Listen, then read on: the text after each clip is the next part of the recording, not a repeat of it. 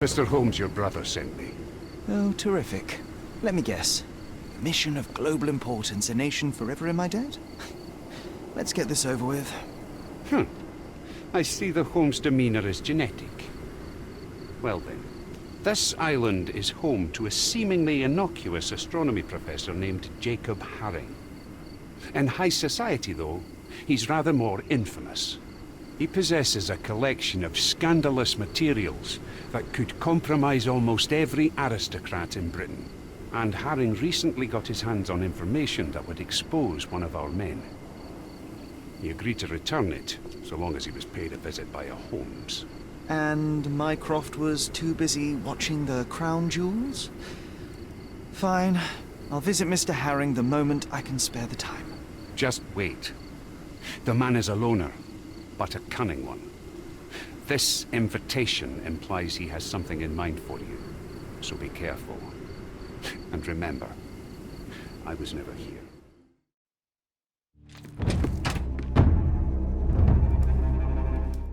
Boom, Sherry. I found a corpse. Don't you think it's strange we always end up in situations like this?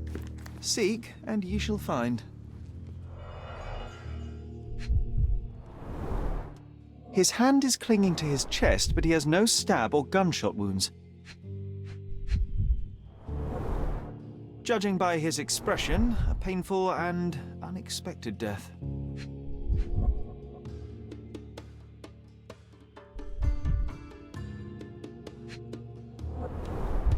Pattern 1796 light cavalry saber. It looks like he died of natural causes, but something doesn't add up. It would not be easy to cut this hat in two. Whoever is responsible is a master of their craft.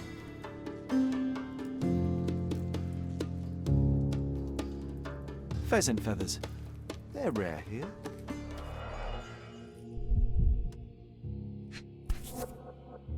So, the victim is Professor Jacob Haring himself. That's no great surprise. London Fencing Club, 1876.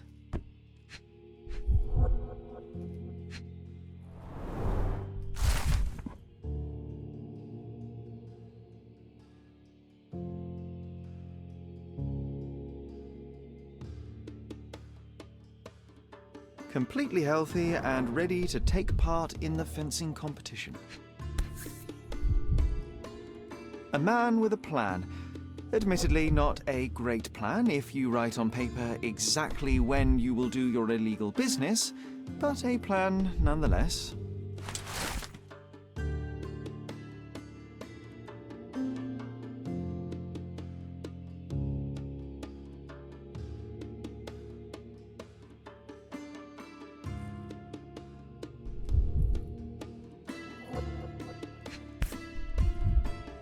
Stamped with Mr. Haring's personal seal.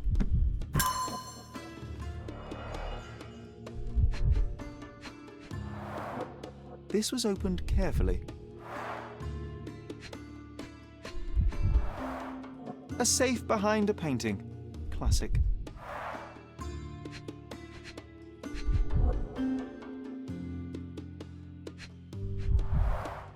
One presumes that empty safes are not some hip new trend. John, do you know any songbirds? The clock's hands aren't moving.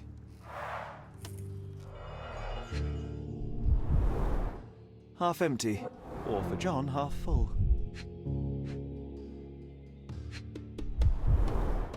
A strong, rotten smell. Uncharacteristic for tea. Totally empty. Even John couldn't argue with that.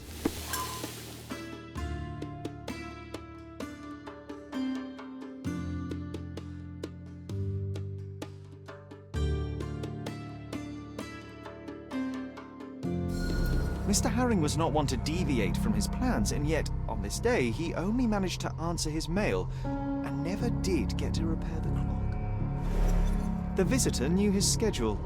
They entered the house between 3:30 and 4 p.m. That's exactly when Haring would be checking his blackmail collection. When Jacob saw the intruder, his fencing reflexes kicked in. He lunged left to the sabres, wrenched one off the wall, and attacked the visitor. But in the middle of the assault, Mr. Harring is struck by a heart attack, and the professor only manages to cut off the hat of the intruder. The visitor stole Harring's entire blackmail collection and wrote a message on the blackboard.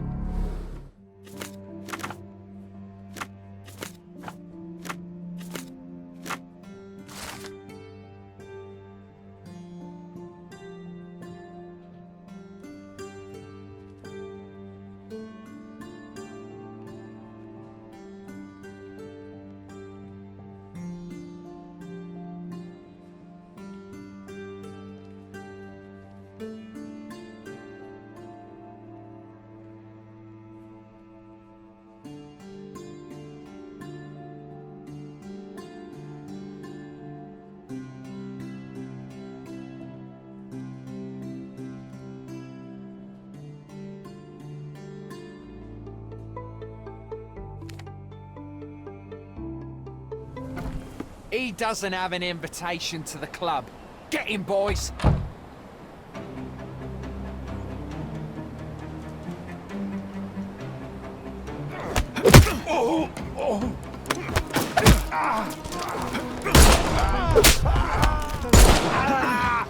All right, fella. I give up. Take me into custody. You have nothing on me anyway. So I'll walk out the station right after you do. Excellent job catching this crook, sir. His name is Lucky Joe, and as it happens, someone with influence was after him too. You did them a favour. I just solved the mystery, officer. If a criminal appears in my path, it merely affirms my deductions are sound. Either way, you'll be pleased to know that an anonymous tip has fingered Lucky Joe as being involved in the murder of a famous professor. We have photographs and witness statements. Not so Lucky Joe is headed straight to the gallows. Someone served him to us on a silver platter. Interesting. Well, as a vital ally in the arrest of a wanted murderer, you couldn't possibly object to me interviewing him. Well, vital? Yes, no, of course. Go ahead. Yeah. Haven't you made my day bad enough? Get out! The police received an anonymous tip. Someone saw you entering Professor Jacob Harring's house. They have photos. You're in trouble. I didn't even touch the old fool. This whole business was a setup from the beginning. You broke into the house at the exact time Jacob Harring had his safe open and his collection of blackmail materials out. Perfect timing to steal the lot. Ah, that's circumstantial at best.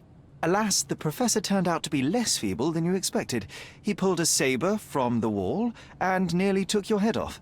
But lo, the vigor evaporated, and all at once he fell to the floor, grasping his chest as if his heart itself had given up. That's exactly what happened. And that's why I'll be out of this reeking cell by morning, once the coroner has done his business. Unlikely. You claim somebody set you up. If so, they will ensure that you're hanged. We both want to know who is truly behind this, so tell me the whole story. It may yet save your life. Oh, blast. All right. What do you want to know? Harring's blackmail collection was hardly public knowledge. It stands to reason that whoever informed you of his existence must be who set you up. Yes, obviously. But I've never seen his face, nor do I know his name. I received a note at El Palazzo de Lusso that gave me the address of Jacob Harring. It was signed with one letter, M. I cannot believe such an established gang leader would personally engage in burglary simply because he received a letter. It was not just a letter. I received something else with the note. A file. On me. And a bloody detailed one at that. I'm not sure if it was from Harring's own collection, but it contained things that could bury me and the entire damn Robbins. I burned the file in a heartbeat, but the note warned of others like it in Harring's safe. I needed to retrieve them, and got lucky. Lucky? Why? The note said that by being there at a very precise time, I'd find that safe opened. And it was right. So you broke into Professor Harring's study and stole the blackmail materials. What did you do with them? Do you like jokes? My humour tends toward the dry and bitter. Then you will love this one. As I fled Harring's place with the documents, A pickpocket snatched the folder from me on the street. I was played from the beginning. Beaten at my own game. They made a joke of me and the Robins. And now I await the gallows. Ha! Ha ha ha! Oh, you're right, it was a good joke. But now things begin to make sense. Fear not, Joe. I will prove you didn't kill Professor Herring. What? Then you better do it fast. Per his schedule, Professor Herring had tea with a guest not long before you arrived. The tea in Herring's teapot was dosed with digitalis. A large dose of such a drug, coupled with physical exertion, can cause cardiac arrest. So if the old man hadn't attacked me... He may have lived, yes. But it wasn't you who killed him. The real murderer is the one that poisoned the professor and set you up. I'll make sure the police know it. Yeah, you may save my bacon. Oh, I wouldn't sing a victory song just yet. I believe they're preparing for a conversation with you on many subjects, like the Robins. I can handle those fools. I thought you were the copper's pet. But you have character those bloodthirsty mongrels lack. I respect that. Make no mistake, Joe, we are not friends. Should we meet again under different circumstances, well, you know my character. Sherlock Holmes, your brother Mycroft sent his regards. Oh, how touching. Perhaps one day he'll do it in person. Look, I just tell you what they tell me. And you've done it admirably. Good show. I'm confident that with a bit of effort, one day you might even send regards to the king himself. Goodbye. Wait, no. I haven't told you yet. Of course, let me guess. Mission urgent, fate of the nation, etc. Mycroft busy with his tea parties, is he? Right. So, one of our agents has been involved in an accident and can't send us the confidential document she's obtained. We need you to go and ensure the job is completed. So, yes, urgent mission, fate of the nation. So, Mycroft needs another errand boy. And you are presumably too incompetent? Oh, don't give me that look. I'll go and check on your agent. Send Mycroft my regards. The details are in this note, Mr. Holmes. If I were you, I'd start to take this more seriously. Lives are at stake.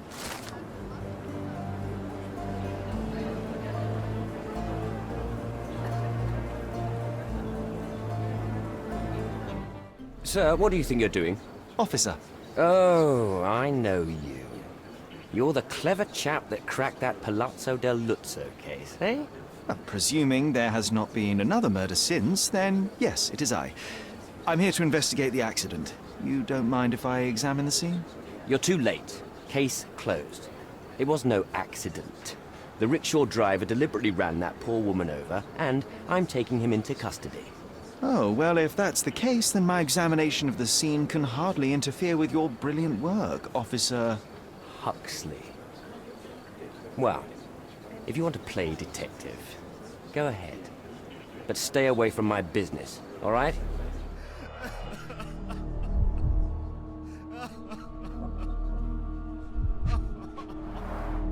An impact to the back of the head caused severe damage. Her death was probably instant. Cordona's true horror revealed. Behold, the killer curb. This pendant looks like it may contain something. Let's see.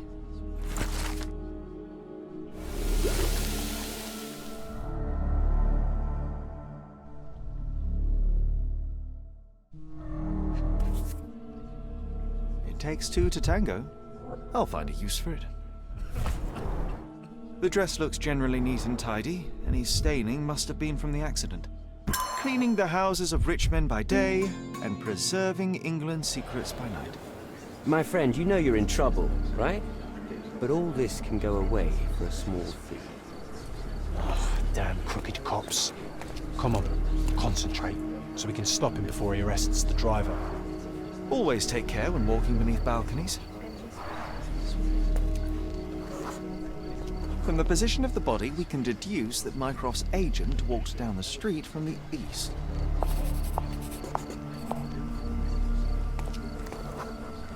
The rickshaw's tracks show that the vehicle was coming from the south.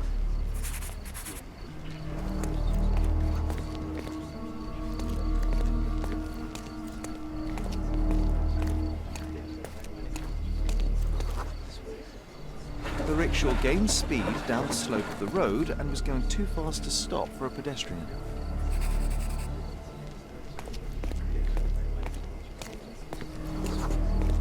But, Sherry, it would be impossible to miss a rickshaw speeding downhill. It was as fast as a racehorse. Unless something distracts you.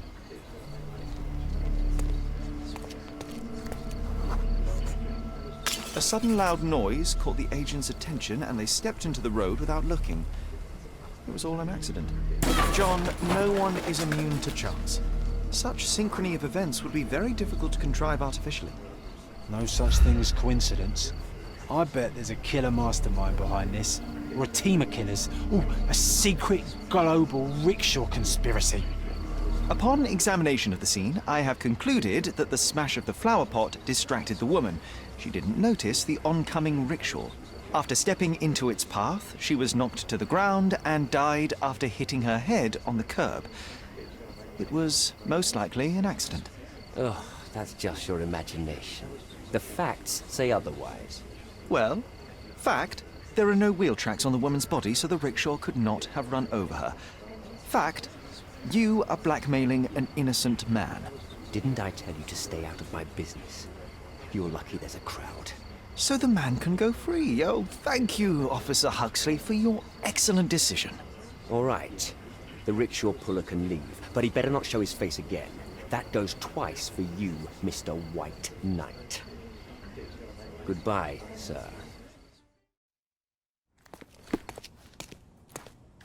One bed, one table, and one horrible scent of decay which someone tried to cover with perfume. A typical safe house for Mycroft spies. Being a secret agent isn't easy. A brand new model. I must say, perfectly maintained. She took good care of it.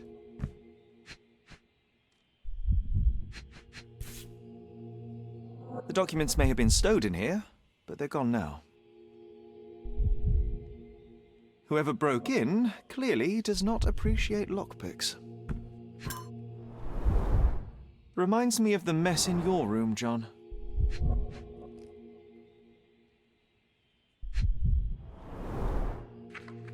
Fake passports. I guess nothing is a crime if you're working for the Crown.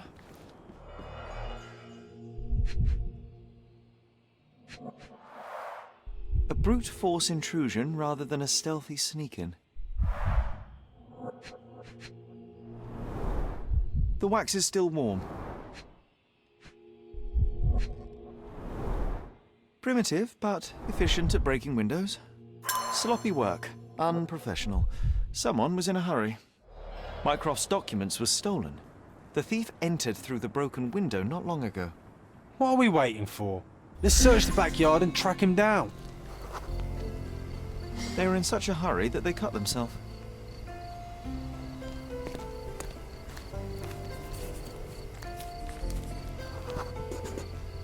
They injured themselves pretty seriously.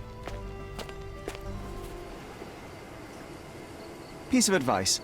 Next time you try to steal from an agent of the United Kingdom, don't leave a trail of blood behind you. Try using a lockpick. So it seems this is it. You found me. And now I have no choice. No choice at all. He told me to give you this letter. So where are the documents, and who is he? Huh. Piece of advice. When someone tells you to mind your own business, listen.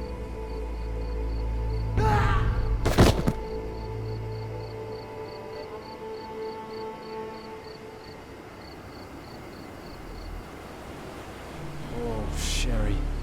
What horror could he have been facing that suicide was the better option?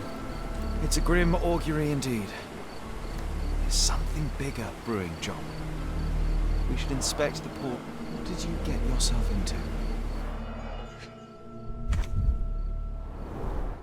He managed to bandage the wound properly. A strange act of self-preservation for a man on his way to suicide. Expensive clothes. Pretty worn out, though.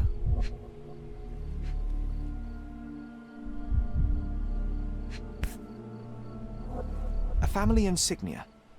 Typical nobleman fashion. Old and made of silver. Not expensive, but might be an heirloom. Take a photo of this poor bugger. Better to give Mycroft something rather than nothing. Excuse me, just one question. My dear fellow, you're talking to the right man.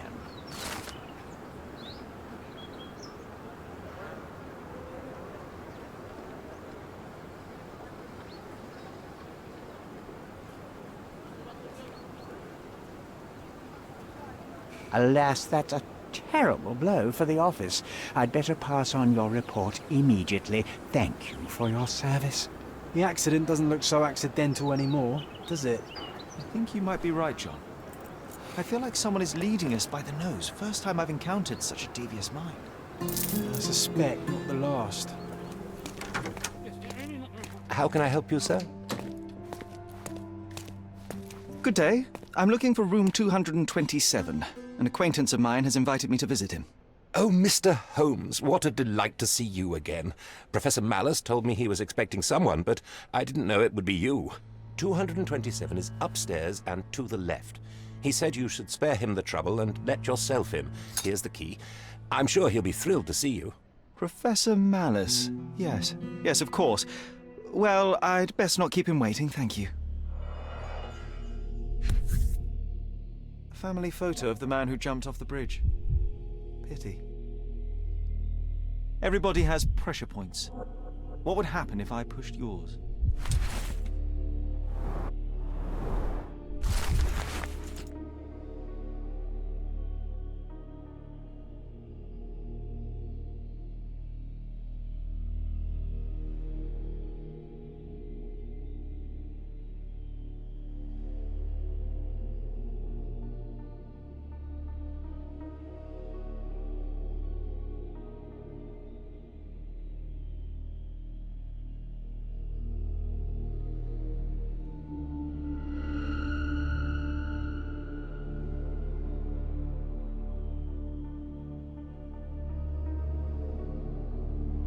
How many more dossiers like this does M possess?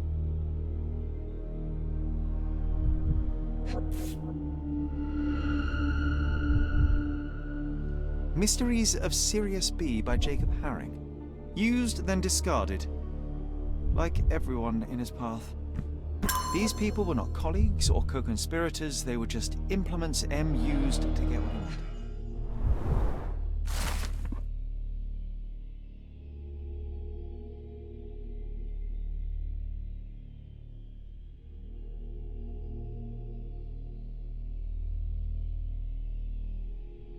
What did it say, Sherry? That I failed, John. He's gone, tore through Cordona like a hurricane and left us to sift through the wreckage. Nelson's monument in Trafalgar Square, London. I am watching you. The hairs on my neck just stood up. Extensive handwritten notes on Sirius B. It appears M was studying up. A dossier on General Garnet Wolseley, but now empty. I recognize this seal from Jacob Haring's mail. He left behind only what he wanted us to find. Infuriating.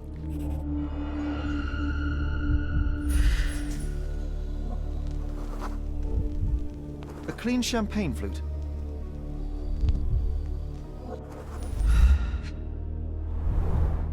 The first move has been made. Anglo-Egyptian war looms.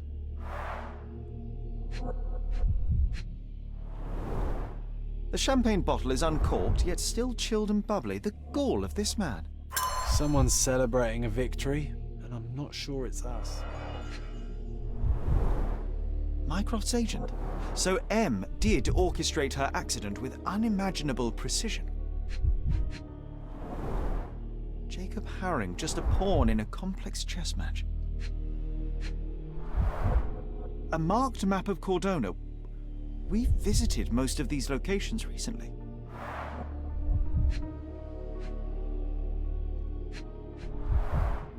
the position of naval forces in the Mediterranean.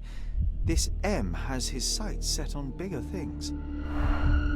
All these thefts, exactions, and deaths are the intricately entwined pieces of a greater plan, and we fail to influence it in the slightest. We're too late, Sherry. M set this all up for us, knowing by the time we found it, he would already have left Cordona. No, there must be something I've missed. We can still catch him. There's nothing else here. It's over. You read his letter. He laid out this makeshift museum to taunt you. Don't give him the satisfaction. I will not cede defeat. I will treat this threat with the seriousness it deserves, which is to say, my absolute attention. Then you were giving him the win, Sherlock. Have you considered you might be out of your depth? He was sitting here in this very room, spinning his web around Cordona and beyond, manipulating and murdering people, using the Mediterranean as his playground like some sodding Napoleon of crime. Are you trying to suggest? I am not suggesting. I am stating outright that he is toying with you and you are too arrogant to avoid the bait. Sherlock, we stumbled into the lion's den. Now we must slow down, be smart, and make sure we get to walk out alive. So what do you suggest? I know you want to catch him on your own, but it's time to face the facts.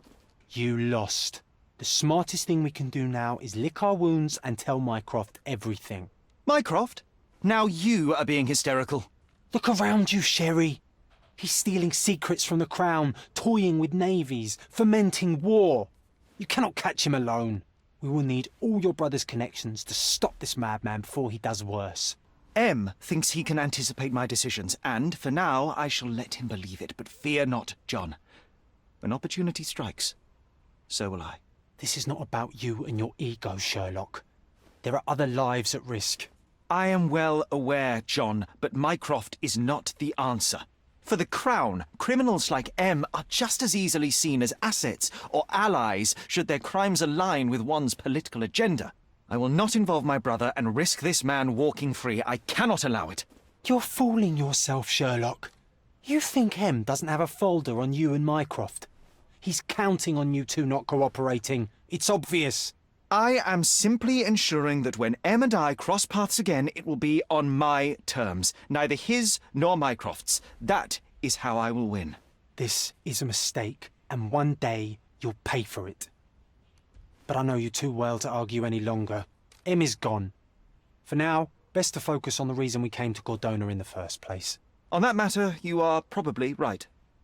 But John, I need you on my side. I am on your side, Sherry. To make sure you don't get yourself killed. I appreciate it. Shall we?